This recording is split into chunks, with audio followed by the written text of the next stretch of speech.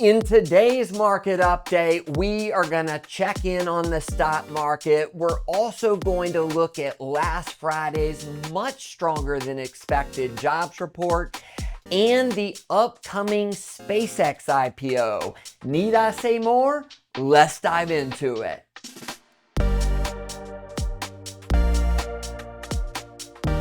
Now, before we get into the market update, just a reminder, if you haven't subscribed, go ahead and do so. We are getting close to 5,000 subscribers.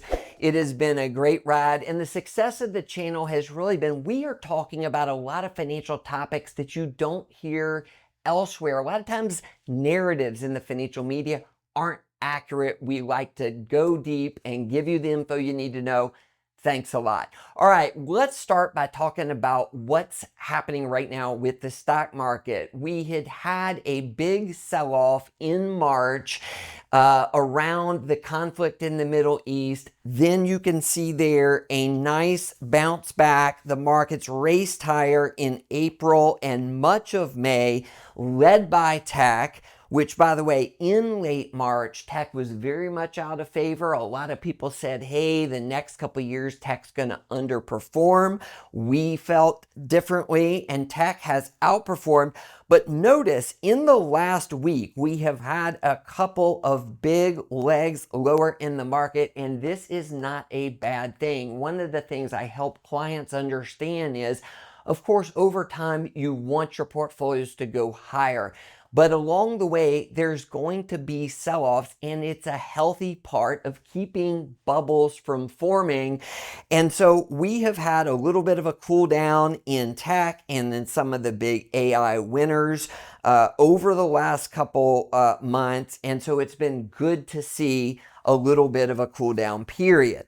Now, we also want to touch base on interest rates a little bit. If you've seen our channel before, you know we pay a lot of attention to long-term rates. The 10-year Treasury in specific, because this is what mortgage rates are based off of. And you can see this is up at 4.56%. There basically was a lid on 4.5%. For basically over a year. It broke above that in May, went up to 4.68, came back down south of 4.5, and is now back above 4.5. So here's what you need to know. We want to see this number get back below 4.5 and stay there. We're hoping when the Middle East conflict ends that will be kind of the push necessary to get rates lower. But this is something that if it keeps going higher is a problem for bonds and eventually becomes a problem for the stock market also. So I led off talking about the much stronger than expected jobs report, and that is exactly what we got last Friday. We were looking at the May numbers, came in at 172,000 jobs added. That was more than double what expectations were. It didn't stop there. We also had a big increase in the job gains for the previous 2 months. So if you look over the last year and you see the monthly numbers, notice on the left side of the screen there for a lot of last summer and into the fall, there were a lot of negative numbers mixed in there, and the positive numbers weren't all that good. And so a lot of people were wondering, hey, is this the new normal? So notice the last 3 months, 214,000 jobs added, 179,000 and 172. This is very, very good news, because the jobs market and jobs being added is the one piece that has kind of been missing over the last year. If this continues, this could be very good news for consumers, because when consumers have jobs, they spend money. Now, this was one jobs report. We got another data set on the jobs market, and here we're talking about job openings. This is a chart from the last 10 years. This skyrocketed in the first year or two in COVID. In fact, over 12 million job openings early 2022 when a lot of companies could not find enough employees. And then that steadily had been going down and had reached around 6.7 million late 25, early 26. But notice this has inflected higher and just jumped to 7.61 million. So almost a million more job openings now than there were 4 or 5 months ago. This was opposite of expectations, where analysts thought this was going to keep going lower and lower. So this kind of fits, right? Doesn't it? With all the jobs added that we just saw over the last 3 months. And this is telling us companies are continuing to post more openings. The jobs market is certainly heating up. Now, one other metric from the jobs report I want to mention is wage growth. And we're talking here about average hourly earnings, and we're comparing that to inflation. And this is looking at the two over the last 10 years. Orange is inflation, blue is the growth in wages. And obviously, both of these went up a lot in the early days post-COVID when inflation got out of control, and wage growth went up to north of 5%. It's been on a steady decline since. And in fact, this is good news, 3.4% wage growth, because if this goes up to 4.5%, 5%, 5.5%, it becomes a lot harder for the Fed to cool inflation. This way, the Fed feels like, hey, inflation is mainly driven right now by the conflict in the Middle East. Hopefully, when that ends, the inflation rate will come back down once oil prices and gas prices come down also. Now, our next topic is SpaceX, and there's going to be a little twist at the end of this, but SpaceX is the topic everybody hears about anywhere you go. I've been saying I started my career in 1998. There have been a lot of big IPOs, especially starting during that dot-com era. I have never seen more enthusiasm, excitement, hype, whatever word you want to use, than for SpaceX. And there's a lot of reasons for this. This is a combination of Elon Musk, space, and AI all rolled into one. We wanted to give you a few details so that you can be aware. It's expected to start trading this upcoming Friday, June 12th, at $135 a share. And hold on for this number. That is going to price the shares at a 1.75 trillion with a T valuation, which is crazy to think about. To give you an idea, up until this point, the largest valuation at IPO that we have seen was Facebook back over 10 years ago, and that was at around $100 billion valuation the day they started trading. So this is almost 20 times that size. Just hard to get your mind around those kind of numbers. Now, here's a couple of things to note. Number one, Starlink, their internet service, is the main driver right now of revenue in the company. The company loses money because of the space business and the AI business, but Starlink does very well. It's growing fast and they make good profits on that. Now, here's the issue. At that 1.75 trillion valuation, SpaceX is trading for 95 times last year's sales. Now, to give you an idea, most of the big tech companies you know of are trading at 3 times sales, 6 times sales, 8 times sales. So this is in another stratosphere altogether, or shall I say, outer space. But listen, one more thing to mention, and this is from Barron's. If you go back over the last basically 20 years, companies that traded at extreme valuations have on average dropped by 45% in the 3 years following their debut. Now listen, we don't know what's going to happen when this starts trading on Friday because there is so much demand here. But history says that when these companies come public that have high valuations, somewhere in those first 6 months, the stock prices get rocked. That happened with Facebook. It dropped over 50% in the first 4 months. And then guess what? It's gone on to be one of the best stocks in the market over the last 13, 14 years. So over the longer term, we will see what happens, but it's just a buyer beware, be careful, because we've never had anything trade at this much of a nosebleed valuation as what SpaceX is.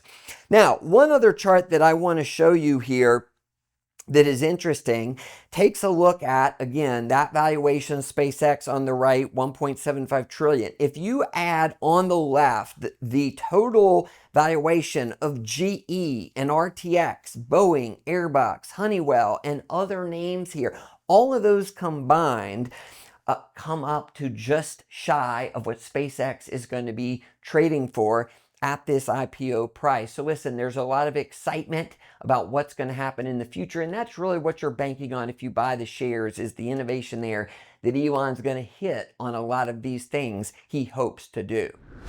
Now, SpaceX is trying to raise $75 billion, but they are not alone this summer and early fall. We also have OpenAI, which of course is ChatGPT's parent. We have Anthropic, which is Claude's parent. And then now we have Google coming to the party as well, all needing to raise serious amounts of money. In fact, you can see there, all four trying to raise $75 billion or more. Now, SpaceX, Anthropic, and OpenAI are all going public. Their shares will be traded. Google is currently public. They are raising this money so that they can spend it on building out their AI. They had already issued some debt. They had used some of their cash. Now they're also issuing shares. The big question here, where's the money gonna come from? This is a lot of money that's going to be needed. And so one thing to be aware of as you go through the summer is there may be some selling of tech winners and other winners also to generate the funds needed for these purchases. Because listen, there is so much excitement around all these names, especially the 3 IPOs. It's something you just have to be aware of because it definitely could impact trading as we go through the summer. Now, one important point is that for clients, we put together game plans for each one on what their goals are, where they stand today, and then build rock solid portfolios that over time we believe can help them get from where they are today to where they want to be. And it's totally fine to take a small percentage and put in something a little more speculative that might be higher risk, higher return type situation. But you want to be careful that you don't go all in on these areas that are so speculative or that have so much hype and excitement. Examples of that in front of you. This chart shows Bitcoin, silver, and gold year to date. And I want to mention these because all three at different points in the last 4 or 5 years have had a mania around them. Silver, it happened just 4 months ago. In fact, we have a video you can see on our blog here that we posted on January 29th, warning people about a mania there and that it was very risky. Silver then proceeded to drop 40% over the next 1 week. And here in early June is still down 46% from where it was there. Well, guess what? A lot of money went in near the top, and those people have lost a lot of money. The same thing has been true multiple times with Bitcoin. The best example in 2021, when all crypto was basically in a mania. And we had a lot of clients asking us. We basically told them it's smart to sidestep this almost altogether. And that turned out to be the right advice when almost all crypto dropped by 70, 80, 90%. So again, and let me last point on here is gold. Gold was not in the same mania that silver was earlier in this year, but it still was overpriced. And it has also dropped 24%. You can see all three of these are down year to date, with obviously Bitcoin down the most, 30% year to date. So listen, when something is very exciting, when there's a lot of hype, it's just prudent to only put a certain percent of your portfolio, a small percent, in those investments. You want to have the majority of your assets in investments that are a lot more sound and a lot higher quality. Last topic today, we are going to update you on earnings per share growth, profits for the S&P 500. Listen, this is the thing that over the long run determines where the stock market goes. And we are having a blockbuster year when it comes to company earnings coming in a lot higher than expected. This looks over the last 25 years. In the top in black, that's the forward earnings per share expectations for the S&P 500. Down below is the growth rate in earnings per share. And notice this is up to the high 20s, around 28% growth.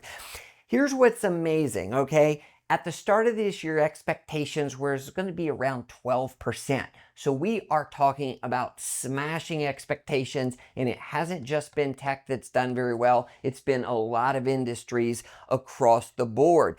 But when you look at the last 25 years, the only two occasions where profit growth was higher than what it is right now were 2011 and 2021, both coming out of nasty recessions where profits went down. And so profits were just bouncing back to where they were and then going up from there.